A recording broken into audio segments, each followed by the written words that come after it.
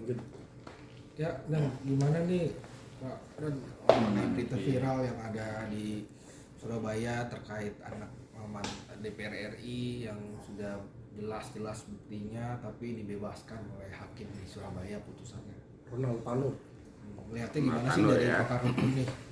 Oke, terima kasih rekan-rekan media. Saya awali dulu ya. Keputusan hakim inkrah. Saya luruskan dulu di situ ya. Keputusan hakim inkrah sudah berkekuatan hukum. Itu satu dulu. Kemudian yang kedua, saya masuk kepada etika prosedur kepenyidikan dan kemudian fakta bukti data yang ada di lapangan. Saya sebagai mantan penyidik, praktisi hukum, sebagai pengacara, memang kalau lihat benang merahnya ini dari bukti-bukti yang ada, saya juga kurang paham pertimbangan hakim ini apa kok bisa membebaskan. Padahal dalam CCTV kelihatan ada di bekas lindasan tuh ada satu dulu. Ya. Kedua, saya nggak usah berpaku kepada itu aja dulu, karena pertimbangan hakim mengatakan bahwa ini meninggal karena overdosis kan begitu, kelebihan minuman beralkohol, sehingga dia dibebaskan si Ronald Tanurnya. Nah sekarang pertanyaan timbul, si Dini ini minum dengan siapa? Katanya kan dengan Ronald Tanur. Nah, mereka minum bersama-sama, kemudian kena overdosis mengakibatkan matinya Dini. Saya ngikutin apa yang dikatakan hakim aja dulu. Nah, perannya si Ronald Tanur ini apa? Kalau di dalam peristiwa hukum berarti Tanur ini mempunyai peran aktif di dalam melanggengkan kematian daripada Dini. Kalau seandainya dia mencegah Dini jangan seperti meminum yang beralkohol dengan melebihi kapasitas, nggak akan mati dia. Tapi ternyata kan berjalan semuanya. Akibatnya Dini meninggal dunia. Saya ngikuti apa yang katakan hakim. Tapi kalau saya kembali lagi kepada posisi data, bukti, fakta yang ada, berdasarkan hasil CCTV dan berdasarkan hasil otopsi dan visum segala macam, kan kelihatan bekas lindasan itu. Terus siapa yang lindas? Nah ini yang saya bilang, di mana pokok pertimbangan hakim menyatakan dia bebas dari segala tuntutan. Tapi kan sudah berkekuatan hukum, inkrah. Kalau saya menyarankan bahwa kuasa hukum, orang tua maupun pemerhati yang lain itu mengajukan banding, memberikan bukti-buktinya. Kan nggak mungkin di sidang pertama lagi, pasti dibanding. Tapi dengan memunculkan bukti-bukti yang lebih akurat, apa yang tidak termaktub di dalam keputusan hakim dimunculkan di hakim banding tersebut di pengadilan tinggi. Yang kedua, saya juga menyarankan seperti apa yang dilakukan oleh Ibu Diah Pitaloka, teman saya itu ya. Itu saya rasa bagus ya. Supaya komisi judisial itu turun memeriksa ketiga hakim ini kenapa sampai memberikan putusan bebas itu.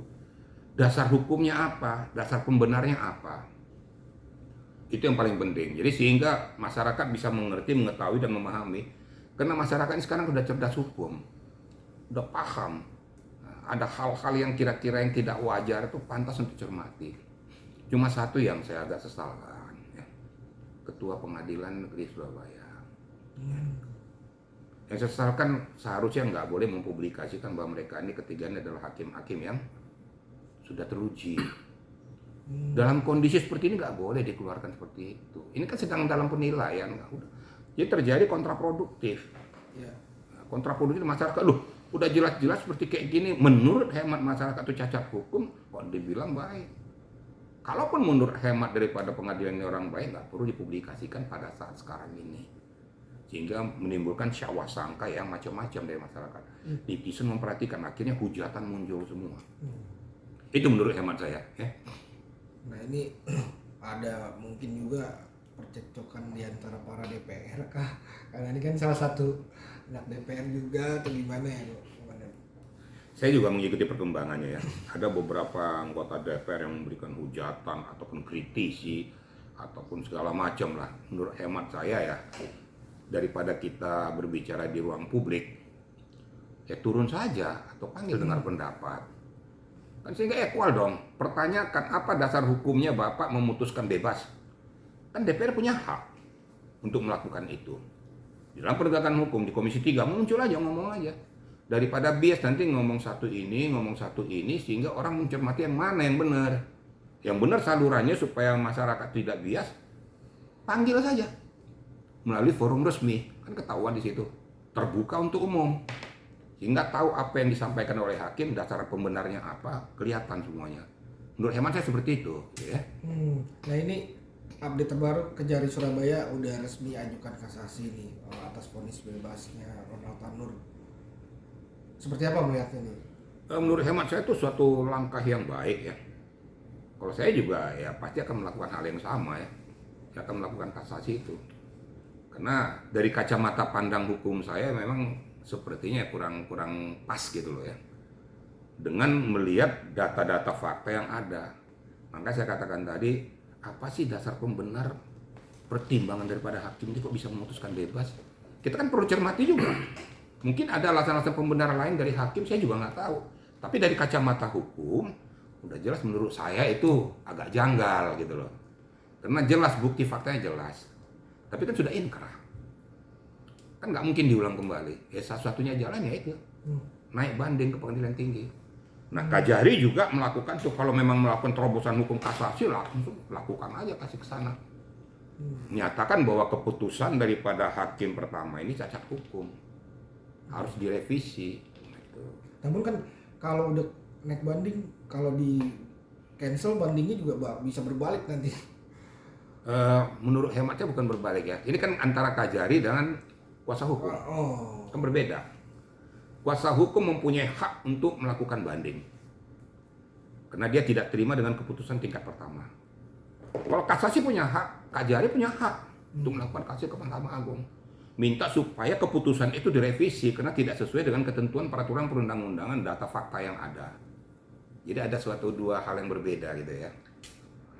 Gitu. Melihatnya gimana? Akankah ada perubahan nih atau memang ini ada mafia atau yang menunggangi di balik semua ini? Dan begini, saya nggak mau berpersepsi ke situ ya, karena saya kan nggak mau memberikan statement yang saya kurang paham.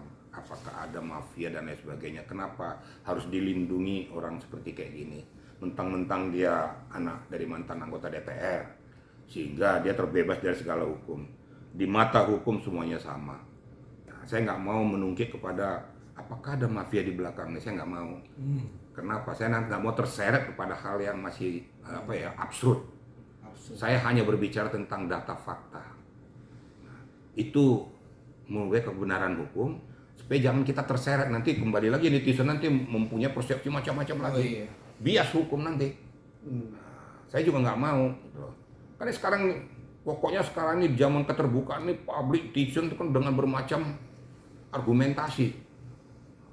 Nah, dulu saya dihujat-hujat dengan saya memberikan statement seperti itu. Sekarang sudah banyak yang bilang, oh ternyata bapak itu memang yang benar. Gini. Nah, tapi itu hak daripada netizen yang nggak bisa kita pungkiri. Nah, supaya jangan netizen itu melakukan persepsi yang macam-macam, ayo kita pemerhati hukum, pengacara, siapapun, kita luruskan, berikan edukasi kepada masyarakat. Sehingga masyarakat tahu bahwa komposisi hukum yang benar itu seperti ini. Jangan kita cari supaya kita disenengin orang, tapi merusak tatanan hukum. Ada sekarang tuh kan, dia ngomongnya cuaca pokoknya netizen mengatakan jempol terus, padahal udah rusak semua. Saya nggak mau. Saya sama dengan meracuni pola pikir daripada masyarakat.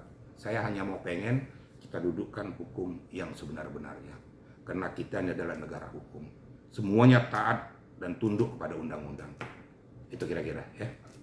Jika komandan mau ngasih saran dan ini buat korban dan pengacaranya mungkin seperti apa? Harapan dari komandan juga ya tadi udah ya. Harapan saya begini ya. Jadi kalau melihat posisi dan komposisi ini, pasti saya yakin keluarga si korban ini pasti keberatan. Ya. Nah, ajukan aja salurannya, tapi tentunya salurannya diajukan melalui kuasa hukum. Kuasa hukum mempunyai hak untuk mengajukan banding, karena tidak sesuai dengan apa yang mereka ajukan dan apa yang mereka bela dengan fakta persidangan. Ajukan banding. Tentu perkuatlah seluruhnya hal-hal yang mengikat sehingga nanti putusan itu bisa memenuhi aspirasi atau harapan daripada pihak keluarga. Ke pihak keluarga berhak tuh. Saya yakin pihak keluarga tidak akan mungkin nggak menerima, pasti nggak menerima dengan apa? Dengan segala lapang dada, pasti berat hati. Wah, anak saya sudah korban begini, udah dilindas, mati dengan tidak wajar, masa saya nerima saja dibebaskan. Nah, terus Ronald Tanur apa dong tanggung jawabnya? Nah, komposisi sebagai apa gitu? Salurkan saja, tapi nggak usah bias menjadi bahan publikasi masyarakat yang tidak baik. Sesuai dengan koridor aja. Mudah-mudahan hakim banding memutuskan dengan rasa keadilan yang berkeadilan. Itu kira-kira. Oke. Satu lagi, ini Mantap. soal apa?